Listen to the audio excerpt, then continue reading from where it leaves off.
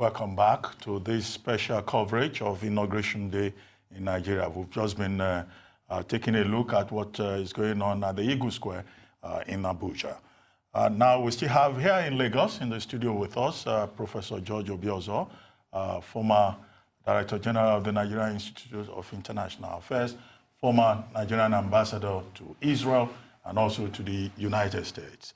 And joining us now is Senator Adesheye Ogunlewe, former Minister of Works of Nigeria. Senator, you're welcome. It's a pleasure. Well, before your arrival, before you joined us, we have been having a conversation with Professor Obiozor about how we got to where we are now, 20 years of democracy, what the challenges have been, and what we can possibly do to improve the future, the present also of Nigeria. And Prof was saying before we went on break, that Nigeria, he was talking about true federalism as one of the options available to us. And he was saying, well, whatever problems we may have, Nigeria still remains the strongest, and the longest surviving federation in the whole of Africa. But I know, you have talked in the past about restructuring. You say restructuring is the only way to go forward. But do you agree? Is restructuring, in your view, the same thing as true federalism, or you see it different? They go together. Yes. Okay. If you see where we are coming from, it has been an unfortunate situation for us to come to a centralized government, which will lead us into disaster if we are not careful. There is no way. I've been in it. I've been in the legislature. I've been in the executive. I've been at the local government level. I've been at the state level. I was a permanent secretary in Lagos State for about 6-7 years. I grew up in Lagos State Civil Service. And I could recall what Nigeria was when we were younger. And we had a very well-structured federalism. And it was a thing of joy to be a Nigerian at that time, because there was competition between, regions, people playing to the politics that is suitable for your people. Education, free education, it is suitable for your people. Housing corporation, industrial corporation, estates. Everything was being competitive in Nigeria. But suddenly, the military came and put us in the straight jacket of a centralized government with about 68 items in the exclusive legislative list and only about 18 in the concurrent. It will never work. If you don't sit down, the most ridiculous part of it is our annual budget on capital projects. It's never done. And we have about 17,000 projects abandoned in federal government because you don't even finish one. The next year, you do another budget. You add another 15 projects. The ones that are existing, you cannot continue. So a project to complete at the federal level will take a minimum of 10 years. And that is an albatross on our nation, which must be addressed one way or the other. You can never see federal government commissioning a project in 4 years. It's very difficult because the annual budget will not focus on those projects. They add more and reduce the allocation to an existing project. You can never see a serious contractor staying in Nigeria. They've all left. Only second-hand contractors are remaining in Nigeria. And they know that we are not serious people. They just take our advance payment and do small job and then wait. They can never finish it. So some projects have been going on now for 10 years at the federal level. They will never be completed because of our constitution. We must address it. If you don't address it, we are going to face the worst consequence we can imagine. In terms of poverty, in terms of literacy. I enjoy listening to Professor the vice president, talking about school feeding. In which nation do you see federal government feeding primary school children, excluding the local government? The local government, they don't know these children you are feeding. And it is their own children you are feeding without their consent, without their participation. Absolutely. It is very strange. It is, and that the structure is clearly not working, and the structure is something that the government has to look into over the next 4 years. I mean, in the previous 4 years and before, we've had several conversations around the way we're going about our federalism and what true federalism really is. Now, Senator, I know you also described our government as ultra-conservative, and you use that term, and I want to know why. I guess it's the top-heavy approach that we have to our politics, but then what exactly is the solution over the next 4 years? Is to address this the dysfunctional system that we are operating. We must address it. We must sit down. Which one do you think is preferable? I was excited when the president said, okay, you pay directly to local government now. That's allocation. That is what we are used to. Somebody like me enjoy scholarship from local government. Local government was the closest to us. And they were the government we knew as primary school students. But suddenly, it is the federal government that is managing primary school education. It is just unfortunate. We can never get it right. Where the local people has no input. In Lagos State alone, there are 18,000 private schools. And we have 1,600 public schools. A megad, a driver, can never send his children to a private primary school. That is not good for us. Public schools were the best when we were younger. It was a privilege for any one of us to attend public schools. There were no private schools. There were no position, no place for private schools. And in the community you lived, if you got admission into a public school, King's College, Queen's College, Metropolitan School, Ibobi College, Zistin College, you know, Government College Ibadan, Ibadan Grammar School. Those are the pride of Baptist or Baptist Grammar School. Those were the pride of those people in the community. People that were attending those schools were the best in the community. But now, people that are the best in the community go to private school. It is dysfunctional and it's not helpful. To the extent that it is only the downtrodden that send their children to public school. That's not good for us. I live in an estate, for instance. I would have expected government to insist that our children should attend the primary school in the estate. But you wake up in the morning, children are in jeeps going out of the estate to go and attend primary school.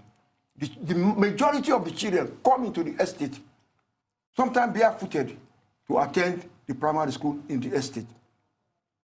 That can, if you see the curriculum of primary school education now, they do Pythagoras theorem.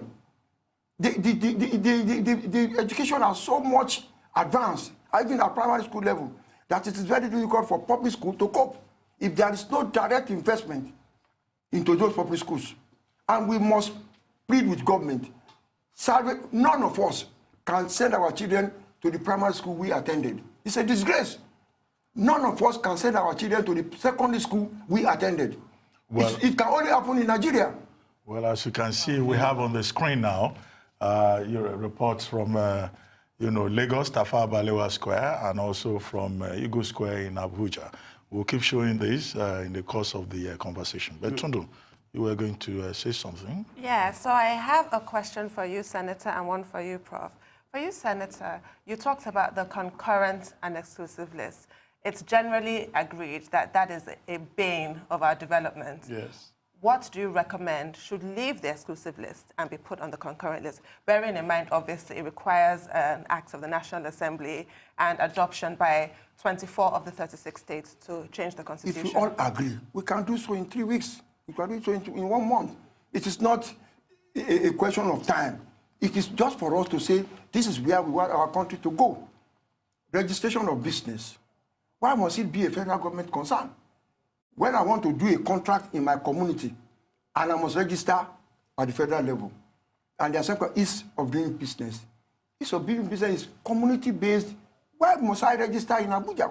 Why must we have one single authority to register all companies? Why must we have a single authority to register all doctors, all engineers, all teachers, all NLC? In so many other countries, you say America, if you are a doctor, you register in the state where you want to practice. If you are a lawyer, you register in the state where you want to practice. You don't have to register as if all the qualifications must be together. No. If you want to practice federalism, let us practice it very well. I wonder when they say, well, doctors are going on national strike. Teachers are going on national strike. I say, why should it be a national issue? If doctors are not satisfied with the state government, they can go on strike against the policy of that state government. Why must it be a national issue? And suddenly, you say all doctors in Nigeria are on strike. What for?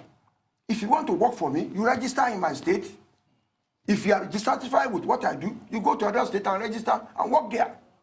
How can it be possible in whatever form that a civil servant in Sokoto, in Kauran and Moda, will earn the same thing as a civil servant in Calabar, in Enugu, in Lagos, in Ibadan? It doesn't work out.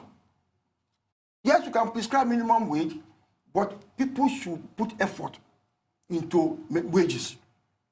And they are not equal. You cannot be a judge in Sokoto and say you are going to be under the same umbrella as a judge that have about 50 cases to handle in the South.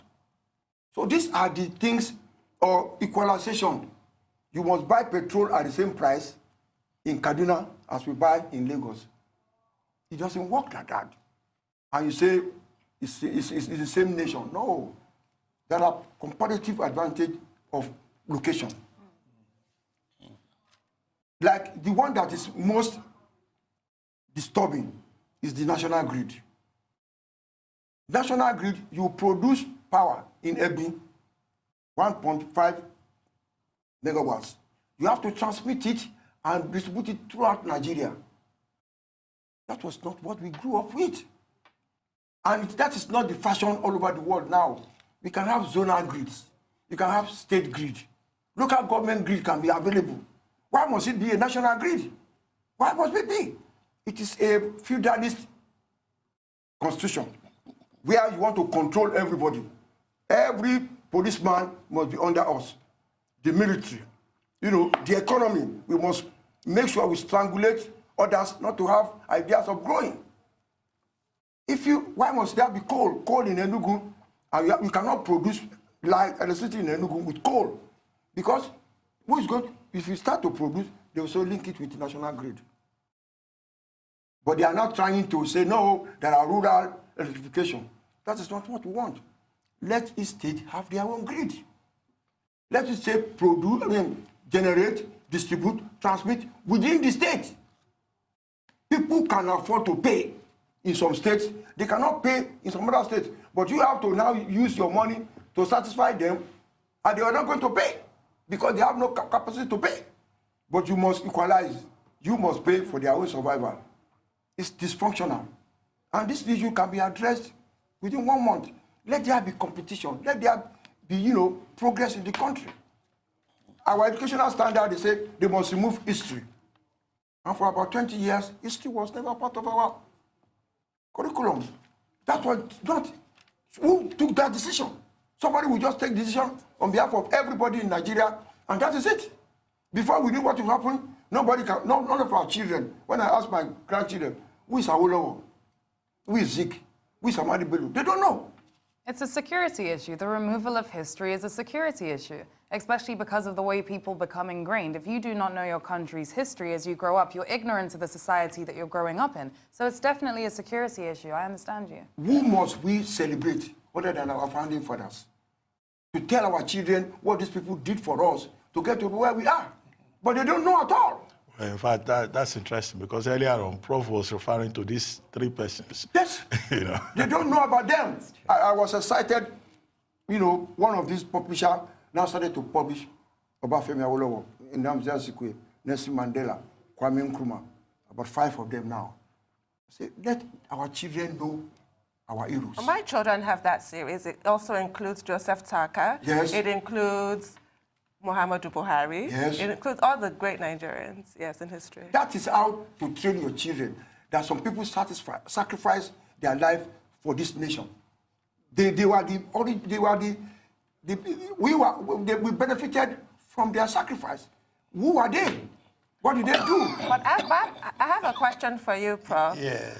Regarding what you said earlier, you made a great point about injustice. Oh, yes, of and course. it's a seed that grows into this poisonous tree that we can all see now, the insecurity in the country. Definitely. We all know how Boko Haram started. Yes. The extrajudicial killing of their leader has caused this maelstrom. But at this point, what do we do? How do we put the genie back in the lamp, as it were? Listen, I'm so glad that you brought this point, and that he actually went the same line in many ways. But when you ask, I will tell you that Nigeria is a very lucky country. There are nations in the world who do not know what their problems are. There's no single major problem that is a threat to Nigerian national unity that is not known.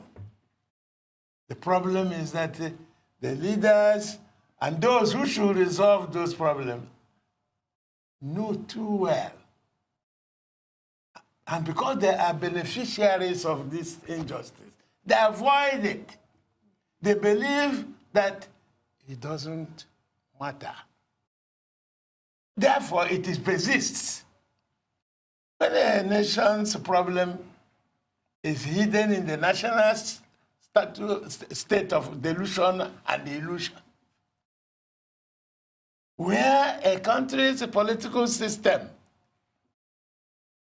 a lot of the leadership is based on two deadliest political sins of ignorance and arrogance, and their causes, which is called arrogance, not only arrogance, but impudence and impunity, nonchalance, and height of political insensitivity. When you have political insensitivity in a plural society, it's a recipe for disaster. All revolutions come with the people's dissatisfaction with what is going on. But all blames for revolutions go to government throughout history. And every government that doesn't remember this reality is always misled by people who will cause the revolution against that government. Normally they do it with good intention. We are defending the government. We are defending the interests of our leader. Once a leadership in any plural society is possessed by a section, wait for tragedy foretold. What he has given in a synopsis of, you forget your history, you repeat it, and you die as a nation. And Nigeria is fast moving, fast going. Believe me, what people do not know is that the world worries about Nigeria, even though we are not worried about ourselves. Because Nigeria is a very important and essential country in the world. We are significant. Yet, we are nearly, as a nation, losing confidence in ourselves and encouraging the rest of the world to do the same. I read an article. I must tell you this because it's one of the most profound scholars and diplomats in the United States. I was ambassador in Nigeria. Ambassador Prince Lyman, he died about a few months ago. He wrote a very wonderful but damaging article on Nigeria. He gave it as a lecture in Harvard. It was called The Incremental Irrelevance of Nigeria in American Strategic Interest in Africa. You cannot use such a title about Nigeria. 20 years ago, you couldn't use such a title on Nigeria. Well, let's take a few minutes of the footage from the coverage of this situation at the Eagle Square in Abuja.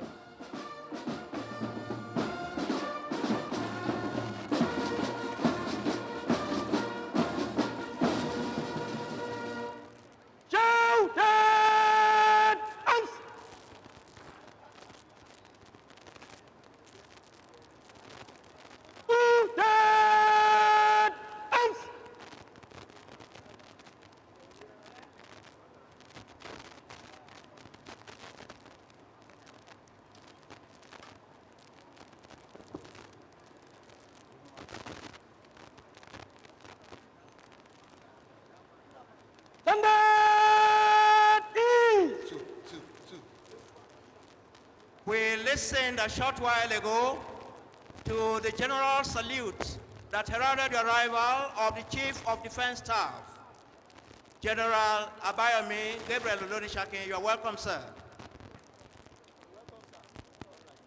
While we await the arrival of more dignitaries to this epoch-making, very significant milestone in the annals of our great nation, Nigeria, the 2019 presidential inauguration ceremony, we want to take a closer look at the parade commander of this very, very unique occasion. Lieutenant Colonel Mukhtar Sani Daroda is a parade commander. He doubles as the commanding officer of 7 Presidential Guards Battalion. Lieutenant Colonel Mukhtar Sani Daroda was born in Katsina town, present Katsina State. But Prof, I was going to ask you, it's good you were talking about Nigeria and the international community. Definitely. So, let's try to define some pathways, and we might as well start with foreign policy. Now, what would you like to see in terms of the foreign policy outreach of the Buhari government in the next 4 years? In 2015 up to 2018, they were talking about economic diplomacy. Yes. We were even told that we set up one-stop shops in about 119 missions abroad. Yes. But the report we've been getting, it doesn't seem to appear so positive. Where is the disconnect? And how can we improve on Nigeria's image internationally? Because it's an image issue. But, yes, image is part of it. Image is the issue of member, Nigerian Institute of Management, fellow, Institute of Corporate... The issue of perception. Nigeria, fellow, Institute and in international politics, perception is taken as a reality, faster than any other political situation you can think of. Now, the reason is this.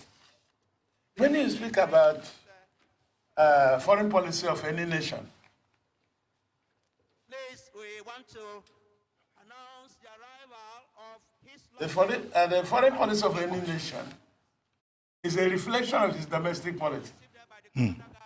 It's called a linkage theory in international politics. As a matter of fact, there's no way your foreign policy cannot reflect on your domestic policy, because they go in pari passu, hand in hand. It's like a mirror. What you project to the world is what they see.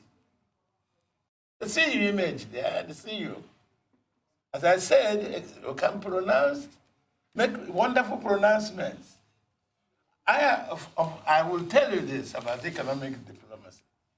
The country established this concept under President Babangida, and it was under General Ikemwaju. I happened to be one of the advisors of that regime on international, to the foreign minister, Ikemwaju, with the Professor Jido Shintogu. Now the issue is this: how does it work? You use what you have to get what you want. Part of what you have is the image of stability in your country, security in your country. The investor is not coming to give you, it's not the Red Cross. The investor is coming for profit. The economic environment and the political environment must be conducive for investment. In fact, most important, whenever a political situation in a country is sensitive, nations, through their embassies you have here in your own country, advise their countries, both investors and the government, what to do. There is no doubt there is always a report about how a country's future political stability can be. And even about potential, psychology of potential leaders. Because some people invest for long term, short term. So if economic diplomacy does not work, it's not just because there is no contact. It's because people have decided not to come. If those who have come have seen incredible policy changes, then they'll be discouraged. So economic diplomacy is the way to go for developing countries in the world. Because all we have is, all our policy as a government, a developing country, is both political and economic. We have resources, but we don't have technology. And what is a development? What is development other than when technology and material resources and human resources combine with technology? That's modernization, isn't that true? That's correct. Here in Nigeria, it's very difficult. It's expensive to have indigenous factories. Well, Prof, at this point, let's take a short break. And then when we return, we'll continue with this point about foreign policy.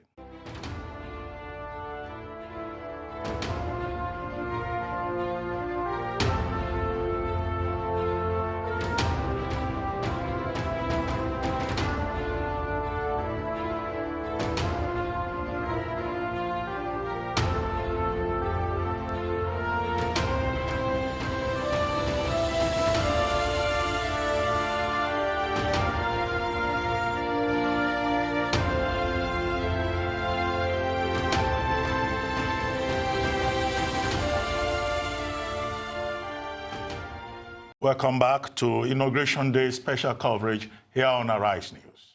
Now, Prof, just before I come back to you, at this moment, Arise correspondent Lakwe Banjo is standing by at the MKO Abiola Stadium in Abeokuta, the capital of Ogun State, to give us an update on what has been happening there. Hello, Lakwe. Hi, I can hear you. Yes, how is it going in Abeokuta? Abiola Stadium in Abeokuta, as you rightly said, the capital of Ogun State. It is one of the most anticipated days after the election, the successful outcome for the APC. And you can see behind me here, I am at the stadium where we are anticipating the arrival of the incoming governor, that is Prince Dapo Abiodun. And it's an interesting day. It's generally quite peaceful, despite threats of violence and security issues. It seems well guarded, and as you can see, it's a very, very lively environment. There's music in the background. People are seated, kind of anticipating his arrival. And with me today, I have his spokesperson, Honorable Remy Hazan, who's here to tell us a bit more about what to expect today. Thank you so much for joining us today, sir. My pleasure. And congratulations on the outcome of the elections. What can we expect today? Wow. It's been an enthusiastic build-up till today. Hopes were high before the election. It went the way we wanted. And between the victory declaration and today, of course, many couldn't wait. And finally, the day they've been waiting for is here. So in the next few minutes, the governor-elect is going to be the governor, Prince Dr. Dapo Abiodun, the governor of Ogun State from 2019 to 2023 and possibly again to 2027. Absolutely. Now, the term that's been coined for the APC for this administration is the next level. What can we expect in terms of a next level for Ogun State under the administration of Prince Dr. Dapo Abiodun?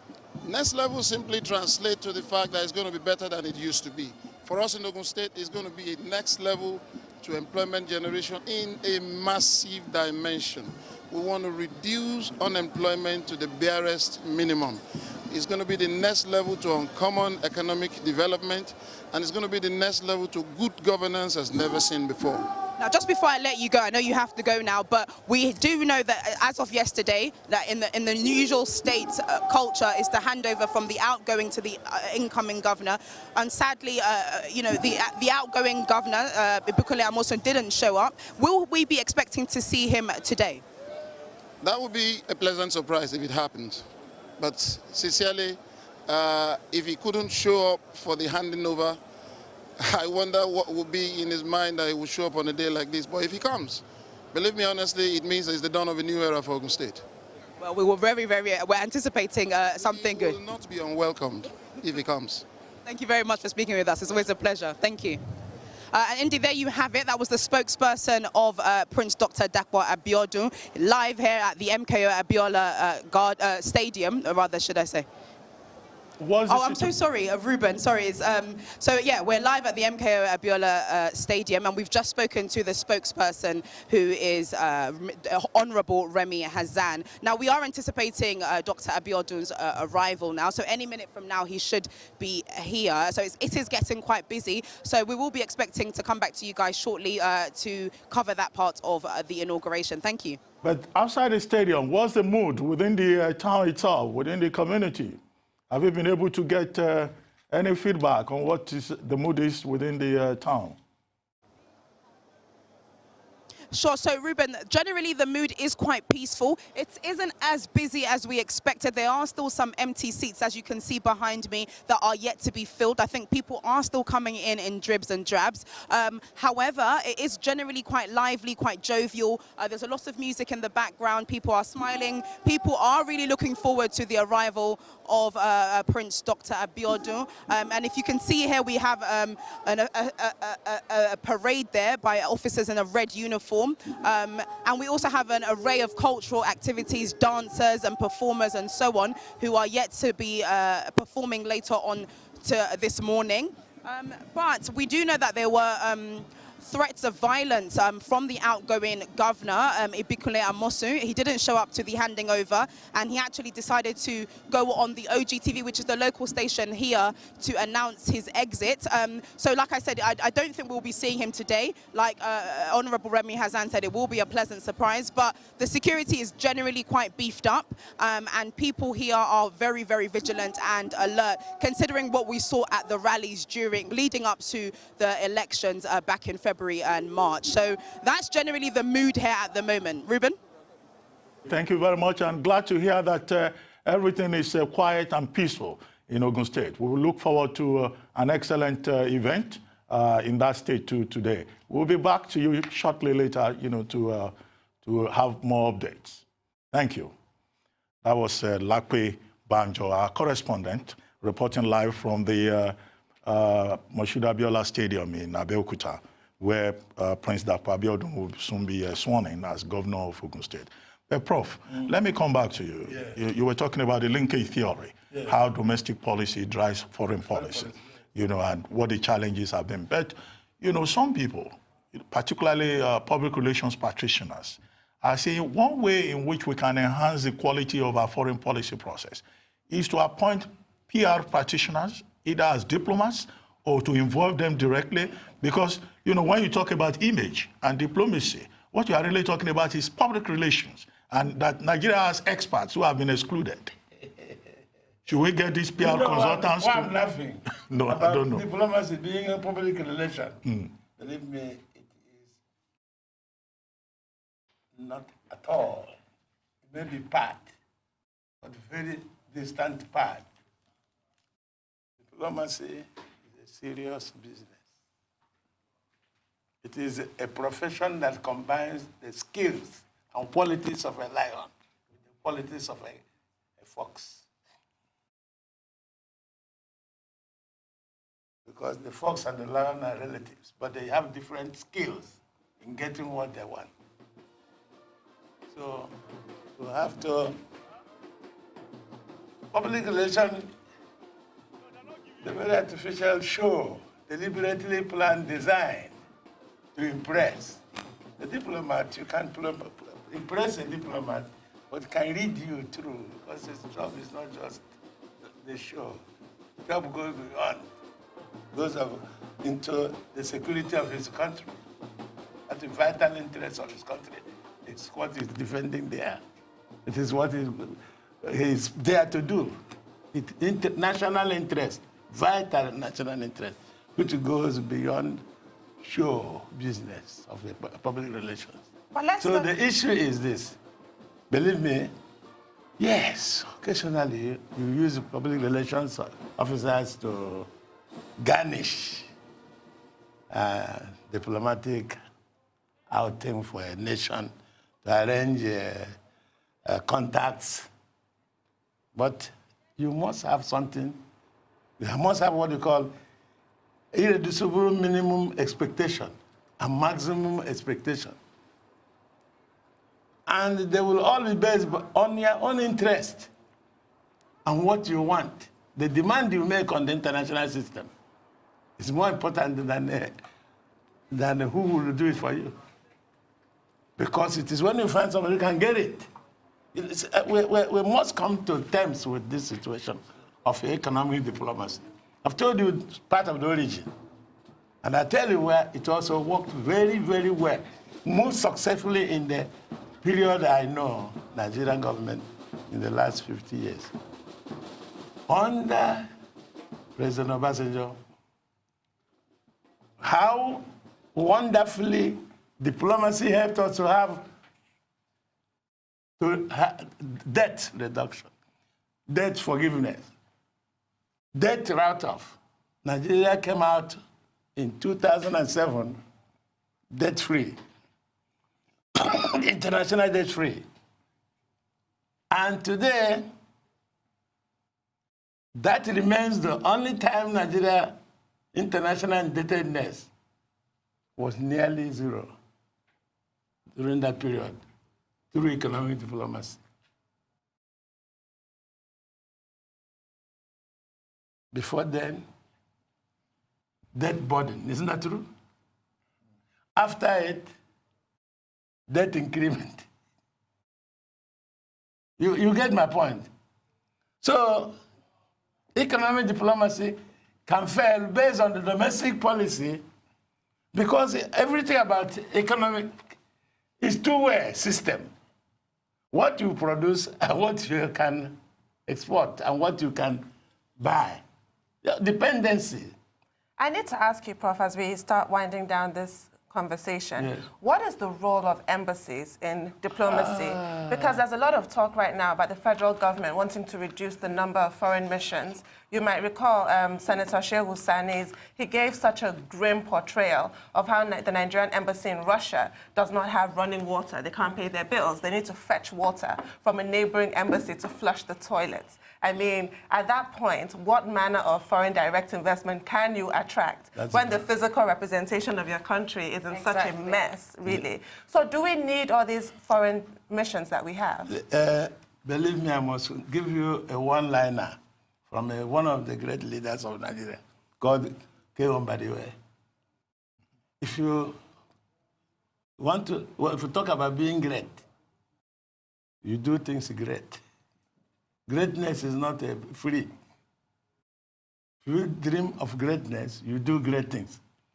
Let me be frank with you. Nigeria cannot afford not to have an embassy as much and as many as they have because of our own self-image. Largest country in Africa, African giant. And sometimes countries do things because of expectations of others. So for me, the issue shouldn't have been the reduction of embassies, even though that may be necessary, where you can combine others. Can have non-resident ambassadors. For example, when I was in Israel, I also was High Commissioner to Cyprus. You get my point, non-resident. But the issue of saying that the solution is for Nigeria to reduce, you have just mentioned Moscow. That is Russia. Russia is one of the 5 permanent members of the UN United Nations structure with the permanent seat. 5 most important countries in the world. How on earth can Nigeria have an embassy there? And then you can say that it's not well maintained. But unfortunately, whose fault is it? Whose priority should it be? Senator, you were going to add something? Yes, we are lucky President Buhari established this Diaspora Commission. It is in that area of personnel, the human resource of Nigerians abroad, that we can project on our, national discourse on diplomacy. If you go into embassy or this thing, that is very rotten because there are no funds to keep them alive. But in the appointment of ministers, they must look for somebody who is very, very conversant with world, politics, who is part of them. Either you work at the World Bank, you work at, that are Nigerians. Attract them home and give them position so that they can relate to their colleague. That was the advantage Obasanjo had. He had Ogunlewe and Obiozor Sen, who were part of the World Bank, and he brought them. So there was a little bit of a correspondence between them and them. The other area is in our education. We were so outstanding in education that when I was in University of Ibadan, we had on regular basis every year 500 students from America coming to study in University of Ibadan. But suddenly, all the best universities in Nigeria were nationalized. What I would plead, give them freedom so that they can attract foreign students. Any university without foreign students, it is just a local secondary school. And that was not the way. Nsuka had foreigners. But these days, they don't come again because they don't believe in the educational system. The same thing with health services. We are the best doctors in the world, but we are conservative and very, very, insincere to the growth of health system in Nigeria. We still believe that all our teaching hospitals must be owned by government. That is not the practice all over the world. The laboratory part of it has been outsourced because government cannot pay for so many of this equipment anymore. They must be commercialized. So we are lucky now we have so many of them in Nigeria, but they are practicing outside the system. They must bring them into the system and let us do research, as we properly be done. Government cannot fund all this equipment in teaching hospital. It's the private sector that can do so. University of Ibadan teaching hospital was the 3rd best in the Commonwealth. The best brain all over the world were coming there to practice. And anywhere you went, and you say you are from University of Ibadan teaching hospital, you will see your mates that has participated, that have schooled or came to Nigeria at a particular time. Yeah. That is the type of diplomacy we want. People coming to Nigeria to study, going back to their country to project your own country. But we don't have them anymore. They don't come to our university anymore because you must do JAM. From JAM, you must score. Let them be privately owned. Give them freedom, 5 of them, so that you can attract students, lecturers from all over the world. Only can you find a lecturer from Harvard coming to Nigeria to come and do research, because they will say it must be cost it. The salary is fixed. Salary of professors can never be fixed because it is their intellectual capacity that they want to sell. How can you determine their worth? It is their contribution that will determine their salary. Let us open the space in the field of education. Open the space in the field of health services so that foreigners can come and participate. You know what the Chinese did? They were sending their students to every university in America in the last 20 years. The best university, they will sponsor them. America got worried. So what is happening? See these Chinese. They came there on espionage. Technology can never be transferred to you. You have to steal it. And if you're not ready to steal technology, you cannot grow. Send our people there to spy. You are very right, sir. In fact, half of the cabinet in China and in Japan studied in top American universities. Yes. Yeah. I wish we could continue with this conversation. You know, it's getting very interesting, but we will have to wrap it up at this point and take a break. Tonto and Leila, do you agree? I agree. Thank you very much, Professor. Thank you very much. Senator. Thank you. Yes.